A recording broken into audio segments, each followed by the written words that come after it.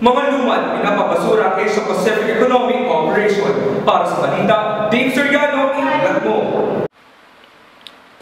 Lumuwas mula Mindanao ang mga lumad patungong Maynila para sa panawagang ipabasura ang APEC o Asia Pacific Economic Cooperation Summit. Kasabay din nito ang paghingi nila ng suporta mula sa iba't ibang universidad sa Pilipinas na makiisa sa kanilang layunin na makamit ang hustisya sa pagkamatay ng ilan sa kanilang mga kasama.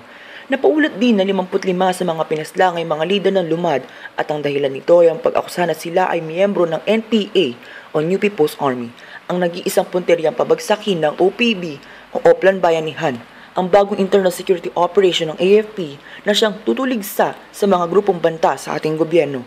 Ayon kay Dato Jimboy Mandagit, isa sa mga dato ng lumad, ito ang dahilan sa likod ng kanilang panawagan. Yung ipig sa amin, ay dagdag lang yan sa Oplan Bayanihan.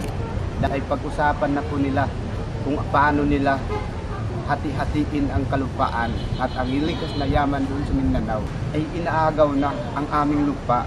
Marami ang pinaslang ng mga leader namin, lalo na kaya kapag magpatuloy ang IPEC. Kaya kami nananawagan na ang yung APEC Summit ay ibasura yan. Hindi namin yan gusto.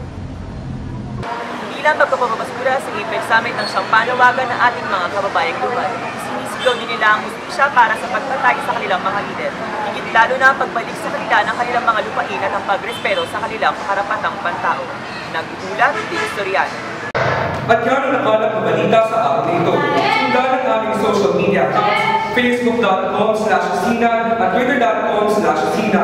Para sa mga balitang pagbibigay iwanan, ako si Diputado. Makinig, mamula, dahil ang bawat sinasabi at nagaganap ang siyang magiging Sina. Magandang araw.